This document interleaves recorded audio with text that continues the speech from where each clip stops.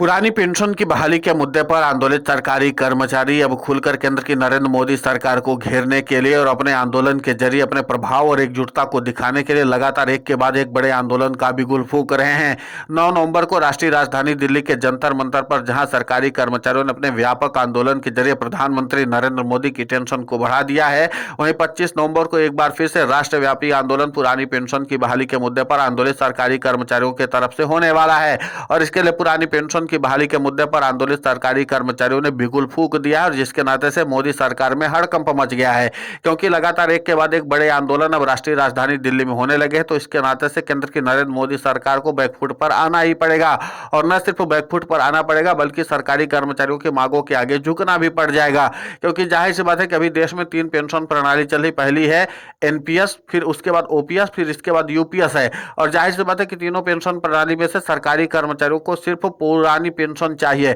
और इसलिए पुरानी पेंशन की बहाली के मुद्दे पर आंदोलित सरकारी कर्मचारी नवंबर के महीने में ही, यानी एक महीने के अंदर में ही 2 बड़े आंदोलन, राष्ट्रीय स्तर के आंदोलन राष्ट्रीय राजधानी दिल्ली में करने जा रहे हैं। और जाहिर सी बात है कि पहली मर्तबा होगा जब सरकारी कर्मचारी लगातार एक के बाद एक बड़े आंदोलनों में दिल्ली कूच कर रहे हैं और इसके नाते से केंद्र की नरेंद्र मोदी सरकार की मुश्किलें बढ़ने वाली हैं। और इसलिए केंद्र की नरेंद्र मोदी सरकार लगातार सरकारी कर्मचारियों के 2 बड़े आंदोलन एक ही महीने में करने के लिए आनाकानी भी कर रहे हैं और इसीलिए परमिशन मिलने में भी दिक्कतें आ रही हैं। उधर एनएम ओपीएस के राष्ट्रीय अध्यक्ष और अटेवा के प्रदेशाध्यक्ष विजय कुमार बंधु ने कहा कि सरकार की कोई चालबाजी अब काम में नहीं आने वाली है। अगर सरकार आंदोलन के भाषा के जरिए ही पुरानी पेंशन की बहाली करना चाहती है तो सरकारी कर्मचारी आंदोलन करने में भी गुरेज नहीं करेंगे। सरकारी कर्मचारी राष्ट्रीय राजधानी दिल्ली आएंगे और सीधे तौर पर केंद्र की नरेंद्र मोदी सरकार को चुनौती देंगे, क्योंकि अगर सरकार विनम्रता की भाषा के जरिए नहीं समाधान करना चाहती तो सरकारी कर्मचारी आंदोलन की भाषा में ही सरकार से संवाद स्थापित करेंगे। लेकिन इतना तय है कि अब जिस तरीके से 25 नवंबर को राष्ट्रीय राजधानी दिल्ली के रामलीला मैदान में सरकारी कर्मचारियों का आंदोलन होने वाला है, उसके नाते से केंद्र की नरेंद्र मोदी सरकार अब अपने बचाव पर जुट गई है। लेकिन इतना तय है कि जिस तरीके से पुरानी पेंशन की बहाली के मुद्दे पर आंदोलित सरकारी कर्मचारियों ने अपने आंदोलन का बिगुल फूंका है, उसके नाते से अब केंद्र की नरेंद्र मोदी सरकार को इस पूरे मामले पर समाधान भी करने के लिए मजबूर होना पड़ेगा, क्योंकि पुरानी पेंशन की बहाली के मुद्दे पर आंदोलित सरकारी कर्मचारियों ने पहला तगड़ा झटका तभी दे दिया था जब 1 अप्रैल 2025 को प्रधानमंत्री नरेंद्र मोदी ने यूनिफाइड पेंशन स्कीम को लागू किया था। उसके बाद से सरकारी कर्मचारियों ने यूनिफाइड पेंशन स्कीम के खिलाफ लगातार आंदोलन अपना बुलंद कर दिया था। लेकिन इसके बावजूद भी केंद्र की नरेंद्र मोदी सरकार ने जिस तरीके से सरकारी कर्मचारियों के आंदोलन को लगातार नजरअंदाज किया, उसके बाद भी अब केंद्र की नरेंद्र मोदी सरकार को बैकफुट पर आने के लिए मजबूर होना पड़ रहा है, क्योंकि पुरानी पेंशन की बहाली के मुद्दे पर आंदोलित सरकारी कर्मचारियों ने सीधे तौर पर यूनिफाइड पेंशन स्कीम में बट्टा लगा दिया है और इसी बट्टा लगने के कारण अब केंद्र की नरेंद्र मोदी सरकार को सरकारी कर्मचारियों के आगे झुकना पड़ जाएगा, क्योंकि जाहिर सी बात है कि जिससे 1 अप्रैल 2025 को लागू किया गया प्रधानमंत्री नरेंद्र मोदी की महत्वाकांक्षी पेंशन योजना लागू बता करके उसको ही प्रधानमंत्री नरेंद्र मोदी के ही आंदोलित सरकारी कर्मचारी जो लगातार ओपीएस पर आंदोलन कर रहे थे उन्होंने ही बट्टा लगाया और उन्होंने सीधे तौर पर कहा कि प्रधानमंत्री नरेंद्र मोदी की महत्वाकांक्षी पेंशन योजना तो हो सकती है लेकिन सरकारी कर्मचारियों के भविष्य को बर्बाद करने वाली योजना साबित हो रही है और इसी के नाते से अब यूनिफाइड पेंशन स्कीम की स्थिति लगभग खत्म होने वाली है। इसी के नाते से 25 नवंबर को अगर सरकारी कर्मचारियों ने राष्ट्रीय राजधानी दिल्ली के रामलीला मैदान में अपना बिगुल फूंका तो जाहिर सी बात है कि इसका असर भी राष्ट्रव्यापी तौर पर होगा और इस राष्ट्रव्यापी तौर के असर को केंद्र की नरेंद्र मोदी सरकार भी झेलने में अब कामयाब होने वाली नहीं है, क्योंकि एक तरफ जहां पुरानी पेंशन की बहाली के मुद्दे पर आंदोलित सरकारी कर्मचारी बिहार में अपने वोट की चोट के जरिए सत्ता परिवर्तन कर चुके होंगे, तो जाहिर सी बात है कि दूसरी तरफ सरकारी कर्मचारियों का बहुत बड़ा व्यापक आंदोलन जो है वो सीधे तौर पर राष्ट्रीय राजधानी दिल्ली में हो रहा होगा और इस व्यापक आंदोलन ने प्रधानमंत्री नरेंद्र मोदी के साथ एनडीए के घटक दलों की भी टेंशन को बढ़ा दिया है। अब इस पूरे मामले पर प्रधानमंत्री नरेंद्र मोदी क्या समाधान निकालते हैं देखना महत्वपूर्ण होगा।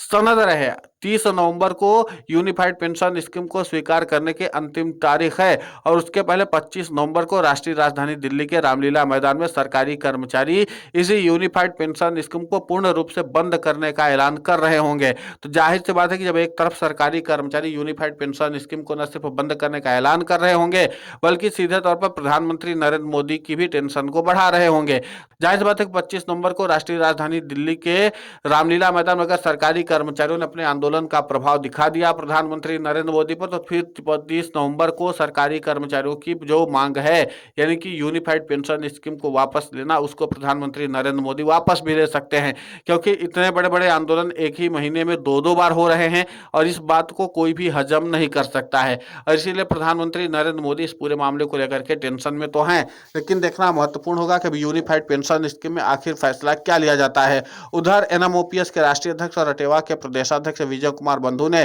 तमाम देश भर के सरकारी कर्मचारियों और उनके प्रतिनिधियों से अपील की है कि अगर 25 नवंबर को पुरानी पेंशन की बहाली करवाने का रास्ता खोलना है तो हम सभी सरकारी कर्मचारियों को दिल्ली की ओर कूच करना पड़ेगा। सारे काम को छोड़ करके सीधे तौर पर पूर्ण रूप से पुरानी पेंशन की बहाली के लिए संघर्ष करना है और इसके लिए 25 नवंबर को राष्ट्रीय राजधानी दिल्ली पहुंचना है, ताकि हम अपनी एकजुटता का प्रदर्शन करके केंद्र की नरेंद्र मोदी सरकार के ऊपर दबाव बना सकें और इसके जरिए इस बात का संदेश दे सके कि अब सरकारी कर्मचारी किसी भी हाल में समाधान चाहते हैं। अब संवाद का वो रास्ता जो है वो बंद हो चुका है, क्योंकि अभी तक सरकारी कर्मचारी खासकर जो पुरानी पेंशन की बहाली के मुद्दे पर लंबे समय से आंदोलित है, उनके साथ कभी पुरानी पेंशन की बहाली की जो मांग थी उस पर कभी कोई बातचीत नहीं हुई थी। लेकिन अब सरकारी कर्मचारी चाहते हैं कि इसमें बातचीत करने जैसी कोई बात बची भी नहीं है, क्योंकि सरकार ने भी मर्यादाएं लांघी है और सरकारी कर्मचारियों ने भी संघर्ष करने में कोई कोताही नहीं बरती है। इसलिए इस पूरे मामले पर अब समाधान करने की जरूरत है और इसमें संवाद करने की जरूरत नहीं है। उधर एनएमओपीएस के राष्ट्रीय अध्यक्ष और अटेवा के प्रदेशाध्यक्ष विजय कुमार बंधु ने साफ तौर पर बिहार में सत्ता परिवर्तन करने के संकल्प को भी दोहराया था और इस बात का संदेश दिया था कि अगर बिहार के सरकारी कर्मचारी एनडीए को झटका देते हैं, यानी कि वहां पर अपने वोट की चोट के जरिए सत्ता परिवर्तन करने में सफलता हासिल कर लेते हैं, तो यहाँ दिल्ली में केंद्र की नरेंद्र मोदी सरकार पुरानी पेंशन की बहाली के मुद्दे पर आंदोलित सरकारी कर्मचारियों को नजरअंदाज नहीं कर पाएगी और मजबूरन में ही सही, लेकिन प्रधानमंत्री Narendra Modi unified pension scheme और नेशनल पेंशन स्कीम को वापस भी ले सकते हैं। और इसी बात को ध्यान में रखते हुए पुरानी पेंशन की बहाली के मुद्दे पर आंदोलित सरकारी कर्मचारी राष्ट्रीय राजधानी दिल्ली के रामलीला मैदान में पहुंचने वाले हैं और 25 नवंबर का जो राष्ट्रव्यापी आंदोलन है वो जाहिर सी बात है कि कई मायने में अहम बनाना जा रहा है, क्योंकि पहली मर्तबा होगा कि जब पुरानी पेंशन की बहाली के मुद्दे पर दो बड़े आंदोलन हो रहे होंगे और ये दोनों ही बड़े आंदोलन केंद्र की नरेंद्र मोदी सरकार को बैकफुट पर ढकेलने के लिए काफी हैं, क्योंकि जाहिर सी बात है कि 9 नवंबर को राष्ट्रीय राजधानी दिल्ली के जंतर मंतर पर जिस तरीके से all India NPS employees federation के तरफ से ये आंदोलन किया गया उसका बहुत गहरा इम्पैक्ट देखने को मिला और उसी के नाते से वित्त राज्य मंत्री पंकज चौधरी को सीधे तौर पर पुरानी पेंशन की बहाली के मुद्दे पर आंदोलित सरकारी कर्मचारियों के प्रतिनिधियों से संवाद करने के लिए मजबूर होना पड़ा है। अब देखना महत्वपूर्ण होगा कि आखिर में बाजी कौन मारता है। फिलहाल इस पूरे घटनाक्रम को लेकर के आपकी प्रतिक्रिया बहुत महत्वपूर्ण होती है, आप हमें कमेंट करके जरूर बताएं। साथ ही पुरानी पेंशन की बहाली के मुद्दे पर हम लगातार आंदोलित होकर के खबरें चला रहे हैं। आप हमारे समर्थन के लिए चैनल को सब्सक्राइब करें, खबर को ज़्यादा से ज़्यादा शेयर करें ताकि पुरानी पेंशन की बहाली का मुद्दा और बुलंद हो।